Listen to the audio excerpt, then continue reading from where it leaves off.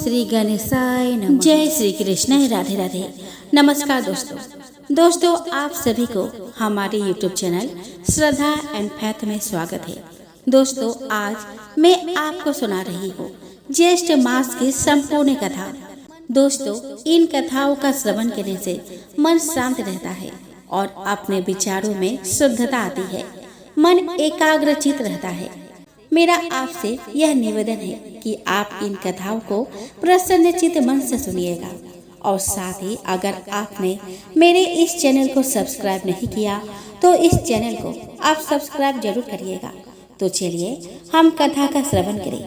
तो प्रेम से बोले विष्णु भगवान की जय, धर्मराज महाराज की जय, तुलसी माता की जय, सीता माता की जय। दोस्तों, एक राजा था।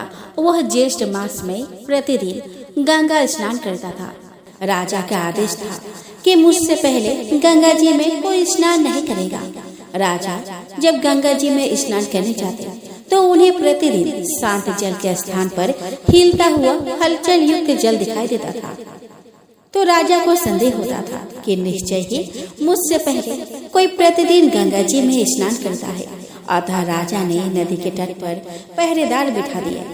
गंगा जी के तट पर एक वृक्ष था, उस पर एक बंदरिया रहती थी। वह प्रतिदिन राजा के स्नान करने से पूर्व स्नान करके वृक्ष पर चढ़कर बैठ जाती थी। इस प्रकार होते होते पूरा ज्येष्ठ मास खत्म हो गया, किंतु अंतिम दिन राजा के सिपाही ने देख लिया और उस बंदरिया को पकड़कर राजा के पास ले गए और कहा कि यह बंदरिया आपसे पूर्व प्रतिदिन गंगा जी में स्नान करती है। उधर राजा की प्रतिज्ञा थी कि यदि कोई भी स्त्री मुझसे पूर्व स्नान करती होगी तो मैं उससे विवाह कर लूंगा। इसीलिए राजा को बंदरी के साथ विवाह करना पड़ा।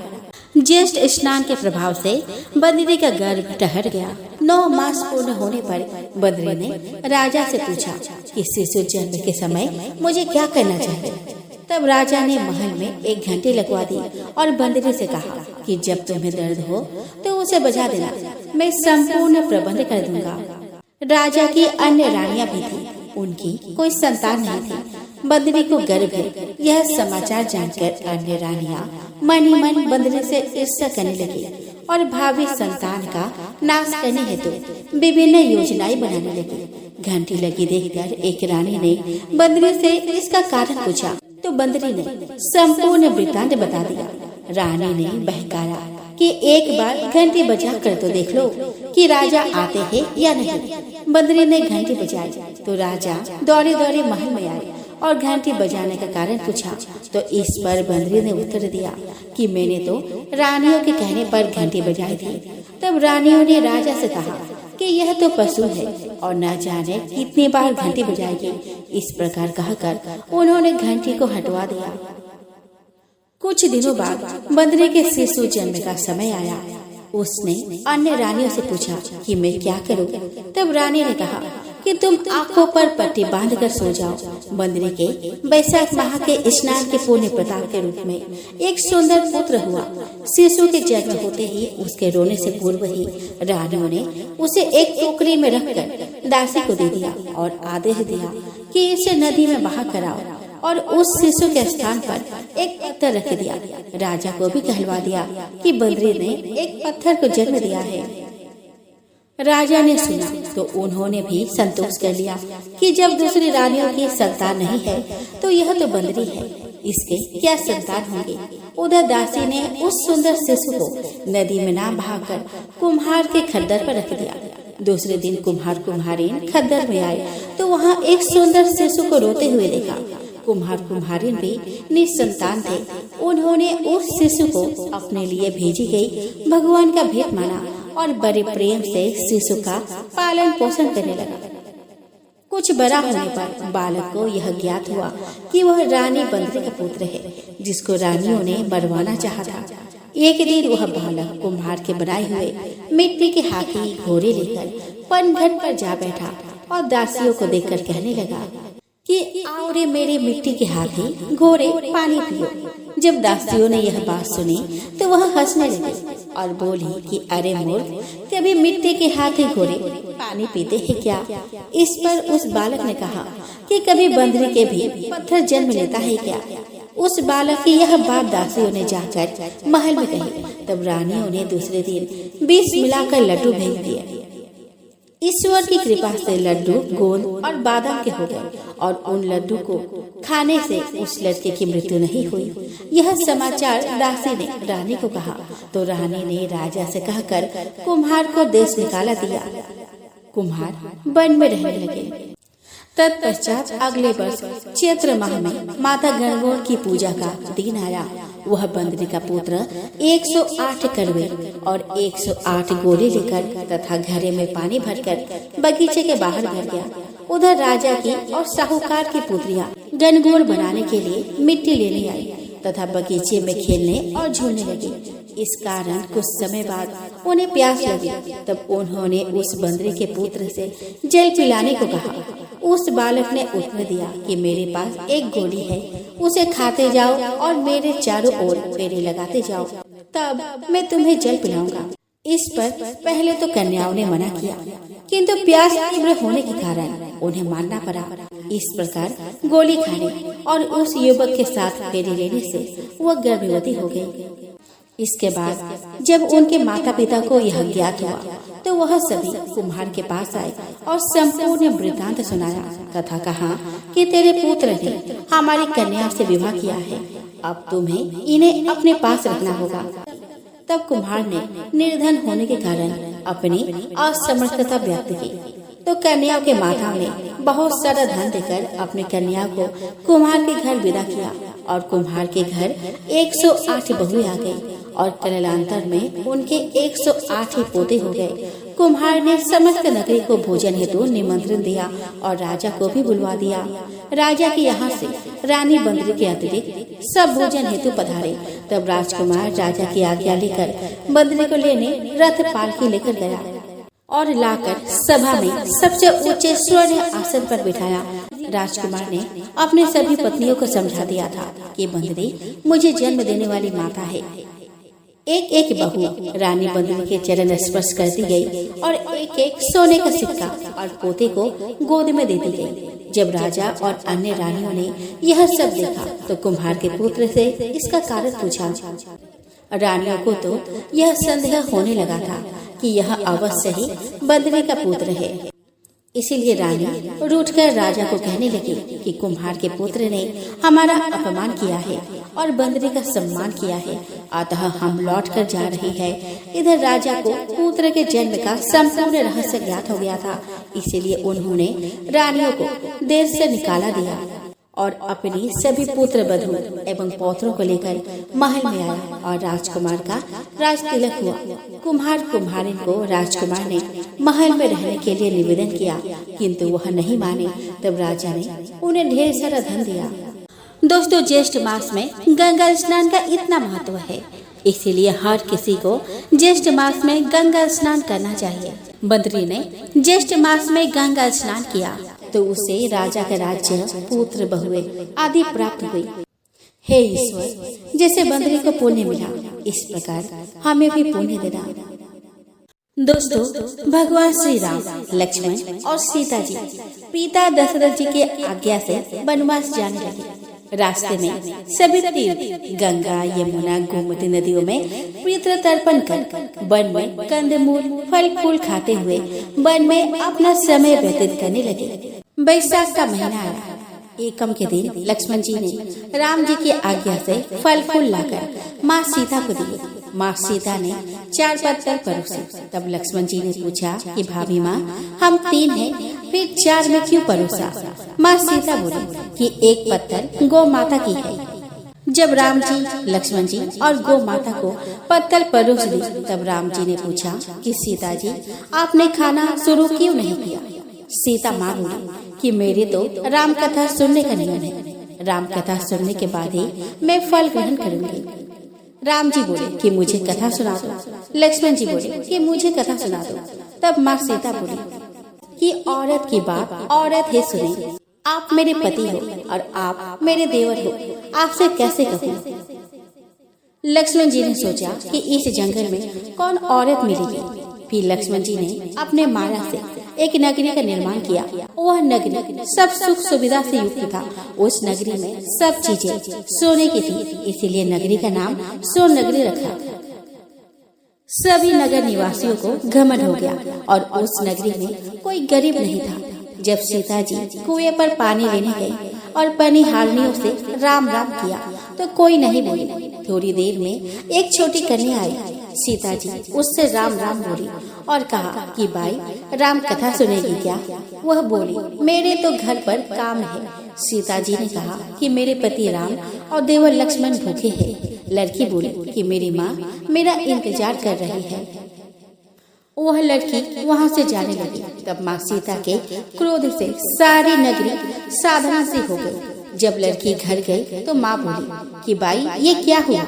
तब लड़की बोली कि मेरे को तो पता नहीं है, वहाँ पर एक साध्वी बैठी थी, मुझे राम कथा सुनने के लिए बोली, पर मैं तो कथा नहीं सुनी। यदि उसने कुछ किया हो तो पता नहीं।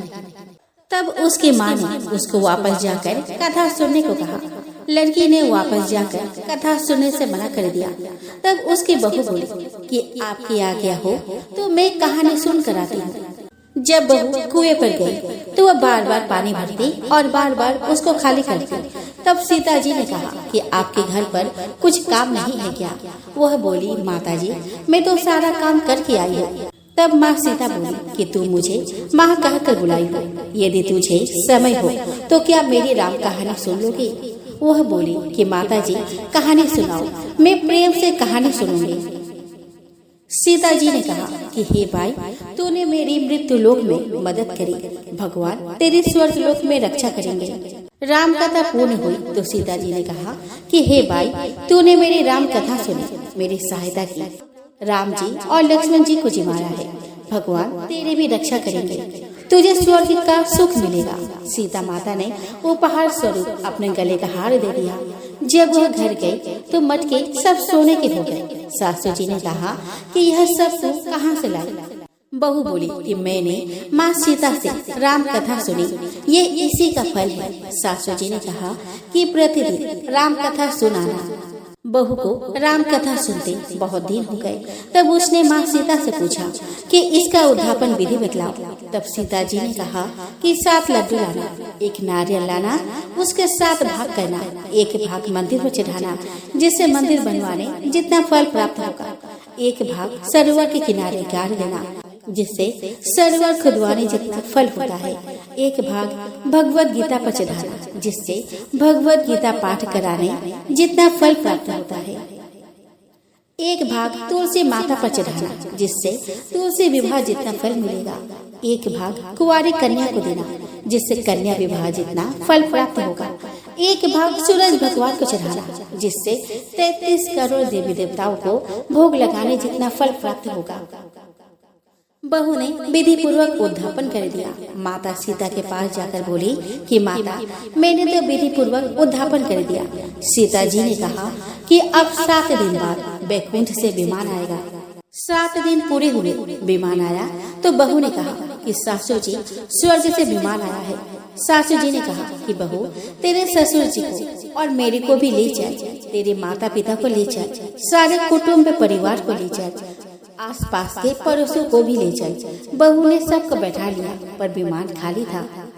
थोड़ी देर में उसकी ननद आई और देखते ही देखते विमान भर गया। तब बहू ने कहा कि माँ सीता, ननद बाईसा को भी बैठा लो।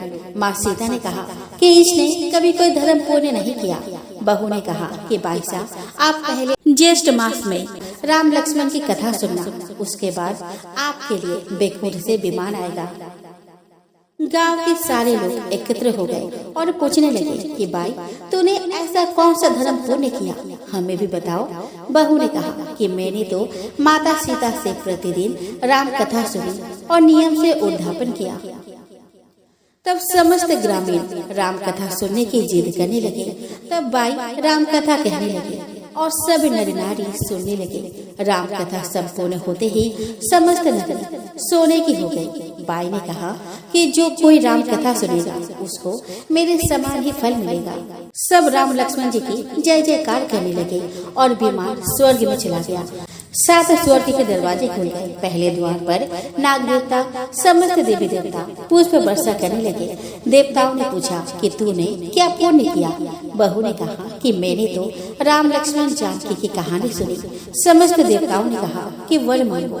तब वह बोली कि मेरे पास सब सिद्धियां है, मुझे यह बोल दो कि जो भी श्रद्धा एवं भक्ति से राम कथा, राम लक्ष्मण जानकी की कहानी सुनेगा उसको मेरे समान ही फल मिले। सभी देवताओं ने पुष्प वर्षा करते हुए तथास्तु कहा और चारों ओर राम राम की जय जयकार होने लगी। तो प्रेम से बोलो जय जय श्री हरि।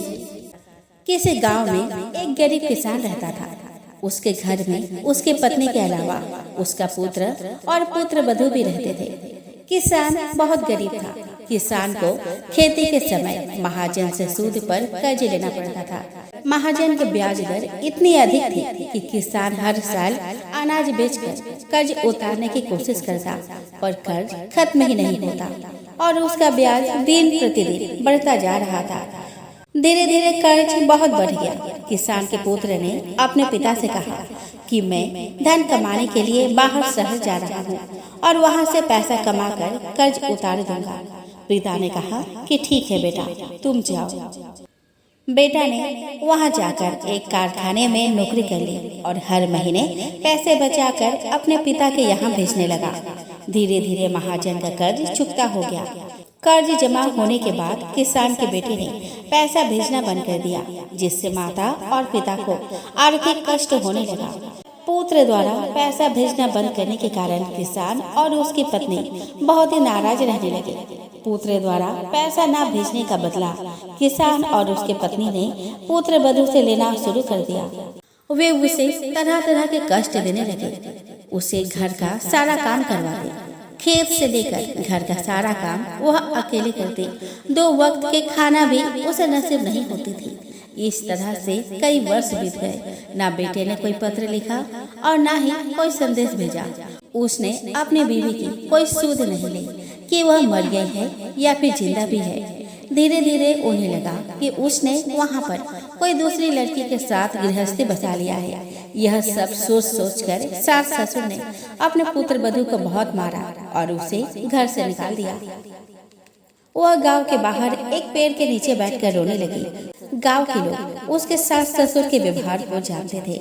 उसे रोता देखकर गांव की स्त्रियां वहां एकत्र हो गई और सबने समझाया कि तुम्हारे पति का कोई पता नहीं चल रहा है, लगता है कि वह वही बस गया है, अब तुम भी दूसरी शादी कर लो। बहू ने मना कर दिया और रोती बिलखती अपने मायके जाने लगी। चलते चलते रास्ते में एक जंगल पड़ा। थोड़ा आगे जाने पर उसने देखा कि एक बारहसिंगा के सिंह एक झाड़ी के लताओं में उलझ गया है और वह उसे छुड़ाने की कोशिश कर रहा था, पर निकालने की कोशिश में वह और अधिक उलझता जा रहा था।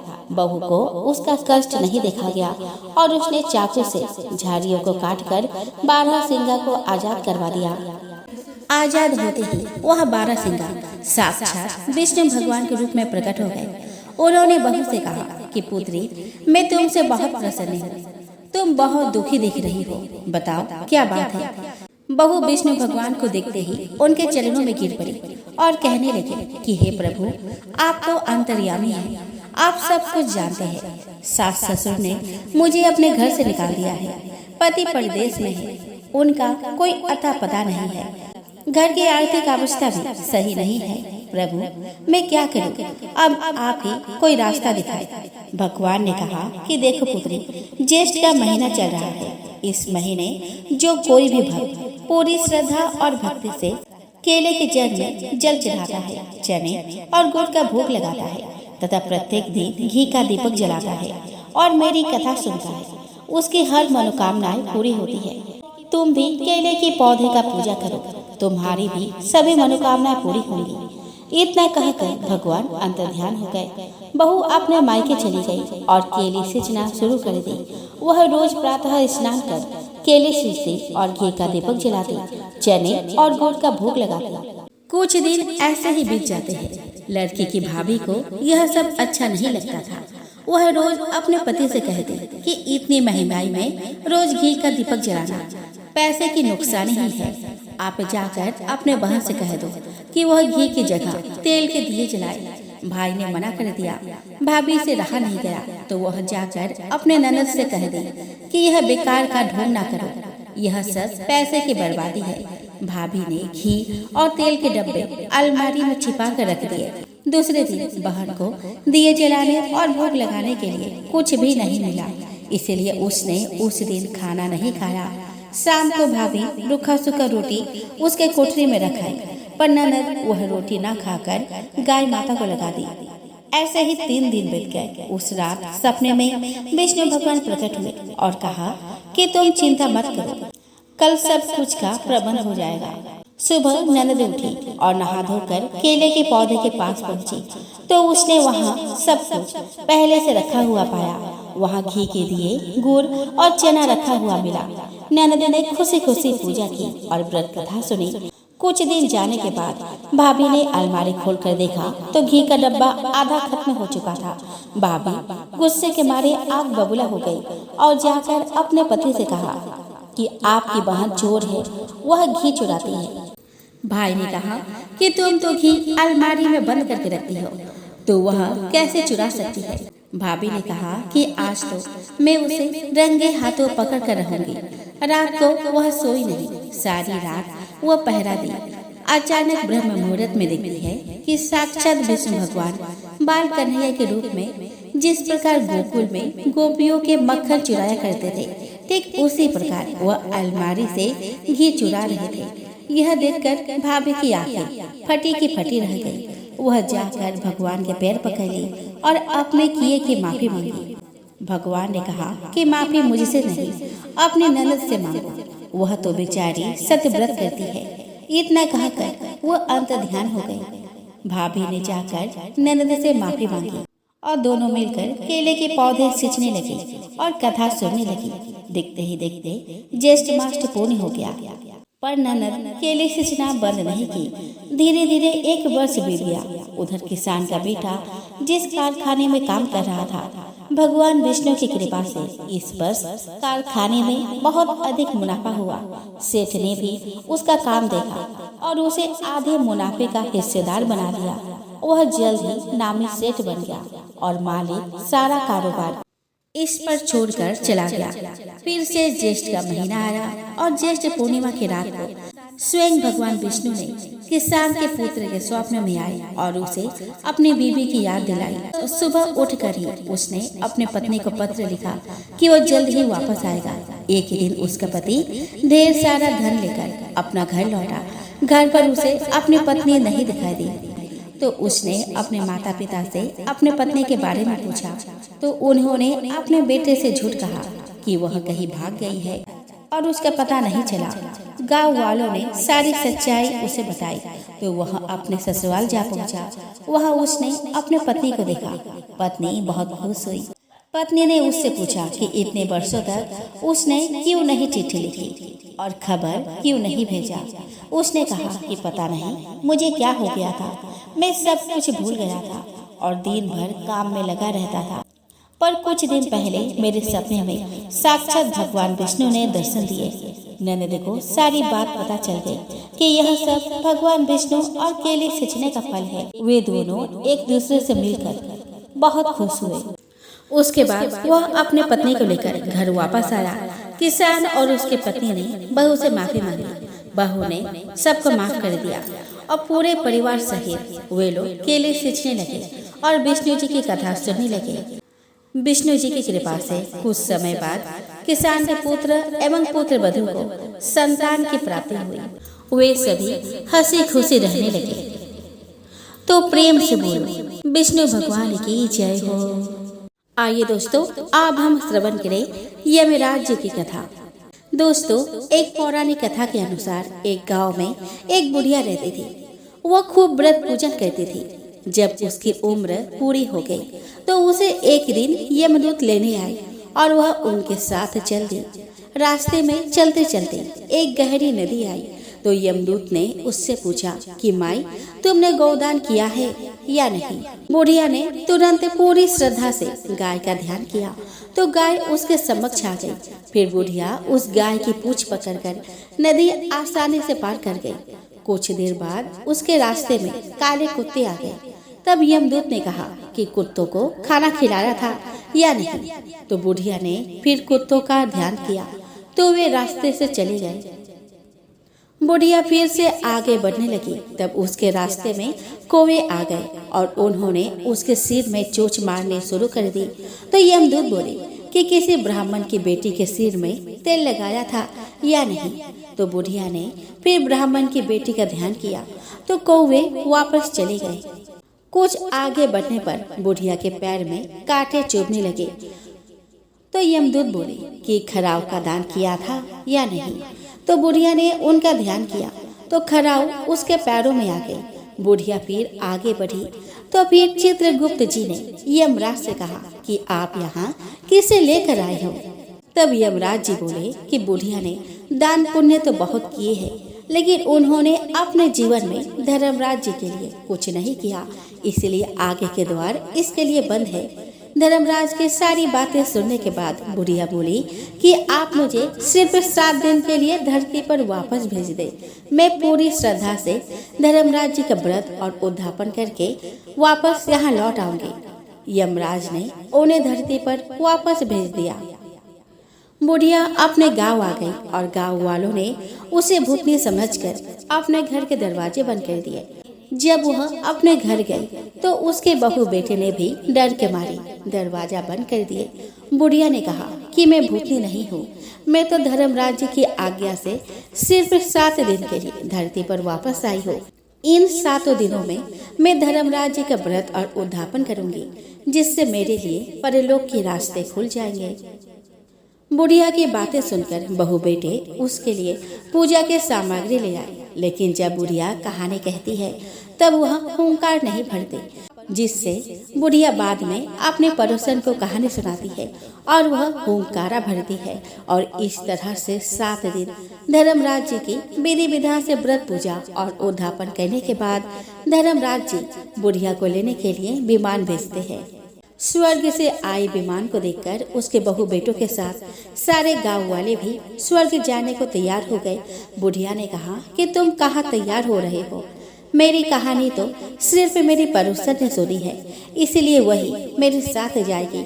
तब सारे गांव वाले बुढ़िया से धर्मराज जी की कहानी सुनाने का आग्रह करने लगे। तब बुढ़िया उन्हें भी कहानी सुना देती है। कहानी सुनने के बाद गांव के सभी लोग विमान में बैठकर स्वर्ग जाते हैं। तो धर्मराज जी कहते हैं कि मैंने तो विमान केवल बुढ़िया को लाने के लिए भेजा था। तब बुढ़िया माई ने कहा कि हे धर्मराज जी, मैंने अपने जीवन में जो भी पुण्य किए हैं उसमें से आधा भाग मैं गांव वालों को देना चाहती हूँ। इस तरह से धर्मराज ने ग्रामवासियों को भी स्वर्ग में जाने दिया। हे धर्मराज जी महाराज, जैसे आपने बुढ़िया और उसके गांव के सभी लोगों को स्वर्ग में जगह दी, उसी तरह हमें भी देना। साथ ही कहानी सुनकर हुंकारा भरने वालों को भी और कहानी कहने वालों को भी परलोक में जगह देना। तो प्रेम से बोलो, धर्मराज महाराज की जय हो, यमराज महाराज की जय हो। आइए दोस्तों, अब हम श्रवण करें तुलसी माता की कथा। दोस्तों, एक कन्या थी।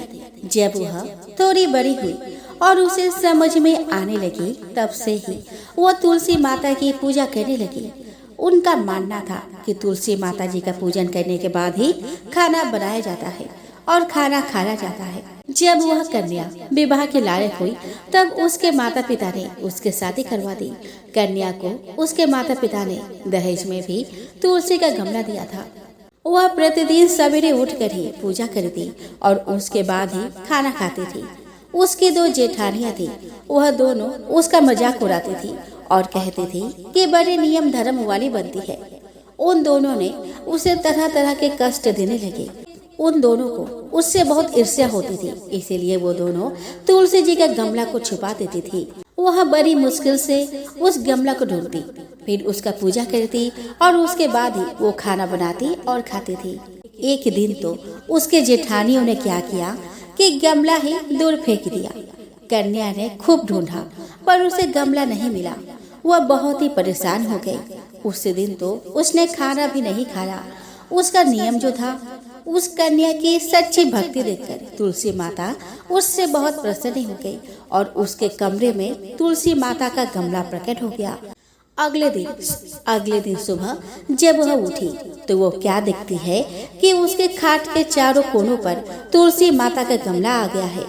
यह देखकर वह बहुत प्रसन्न हो गई कि अब मेरी तुलसी माता को कोई चुरा नहीं सकता। पूजा करने के लिए भी कहीं और जाना नहीं पड़ेगा और कोई मेरी तुलसी माता को फेंक भी नहीं सकता। वह तो जल्दी उठकर स्नान करी और तुलसी माता की पूजा करी। जब वह खाना खाने बैठी तो उसके जेठानी मजाक उड़ाने लगी कि लो, देवरानी का नियम धर्म पूरा हो गया। उसने पूछा कि तुलसी जी का पूजा कर ली क्या? देवरानी धीरे से बोली कि हाँ, मैंने कर ली। जेठानिया बोलती है कि कहाँ से कर ली? गमला तो फेंक दिया गया था। देवरानी कहती है कि देख लो, मेरे कमरे में खाट पर तुलसी जी लग रही है।